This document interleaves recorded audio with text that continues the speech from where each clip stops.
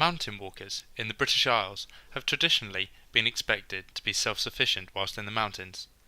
This is particularly the case in relation to minor injuries that may be sustained by walkers and getting themselves down off the hill.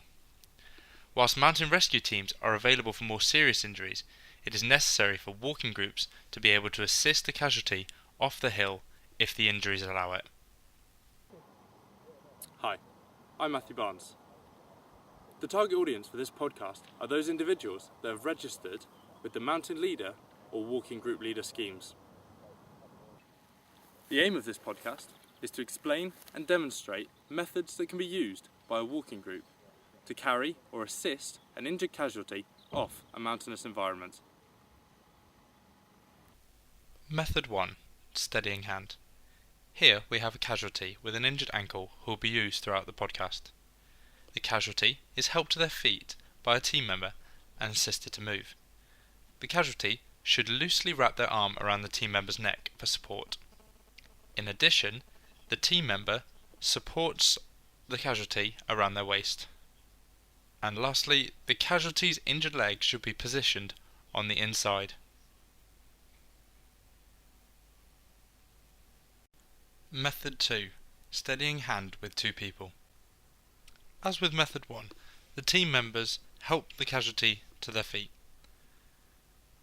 With this method, the casualty uses both team members for support.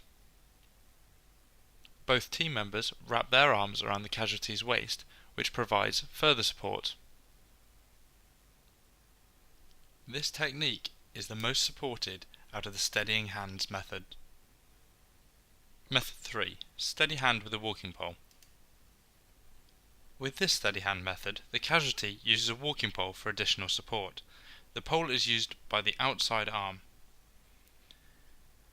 The team member still provides support with an arm around the casualty's waist. Method 4.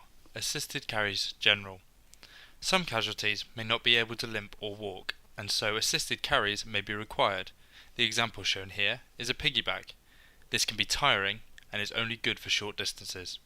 Method 5. Assisted carries lock arms. Each team member grasps their own wrist and one of the other team members' wrists, forming a lattice of wrists. The team members then lower themselves down, keeping a straight back and keeping their heads up. The casualty is then assisted onto the lattice of wrists, and the team members lift the casualty up. The casualty puts their arms around the team member's shoulders for additional support and balance. Here is a demonstration of the casualty being moved. Method 6. Assisted carries with a rucksack.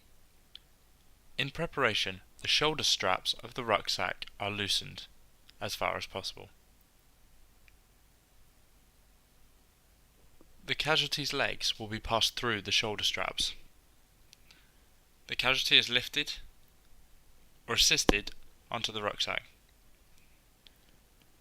The casualty's legs are then put through the shoulder straps.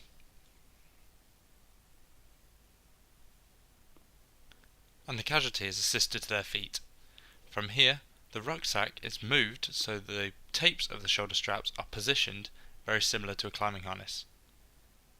The team member then puts their arms through the shoulder straps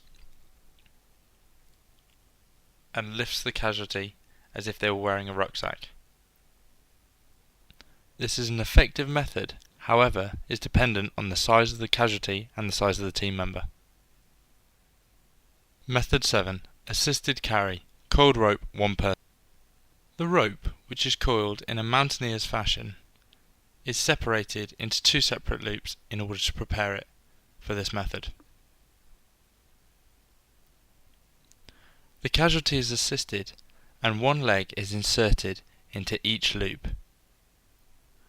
The casualty is helped so that they are standing, and a team member places one arm through each loop, creating some shoulder straps. The casualty is then lifted. This is an effective method when you have a large team member and a large casualty. Method 8. Assisted carry, coiled rope, two person. The casualty is then assisted to a standing position and the coiled rope is placed under them. The team members then place their head and their inside arm through the loops and behind the casualty. And then making sure they have a straight back and looking forward, they stand up and lift the casualty.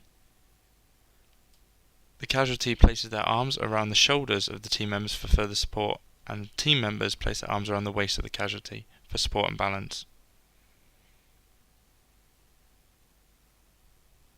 Method 9. Assisted carries, improvised stretchers. This podcast focuses on the group shelter improvised stretcher, however there are many more. The group shelter is folded in half and then rolled in at the edges to the width of the casualty. The casualty is then carefully assisted or lifted onto the stretcher. Holding on to the edge of the group shelter, keeping a straight back and looking forward, the group lift the casualty. This is an efficient method to carry a casualty who cannot walk, however, it requires a large amount of people. Here is a demonstration of a casualty being lifted over an obstacle, coordinated by a leader. This is to ensure minimum disruption to the casualty. The leader is instructing the other team members what to do and when they should do it. The use of the methods demonstrated in this podcast requires consideration of the following 4 key safety aspects. Monitoring. The casualty's health must be monitored throughout for any changes which may require a change in approach to the casualty. This is easily forgotten during a strenuous carry. Injuries. An improvised stretcher should not be used for moving casualties in the following cases: a suspected back or spinal column injury, damaged pelvis, or shock, unless their survival depends on moving them by stretcher. Lifting. As already mentioned, correct lifting techniques are needed. Leadership. Improvised carries are hard work, and effective leadership is required to ensure that the casualty and the remainder of the walking group are not exposed to any unnecessary dangers. In conclusion, this podcast should have explained and demonstrated the methods that can be used by a walking group to assist or carry an injured casualty off a mountainous environment. I hope you found it useful.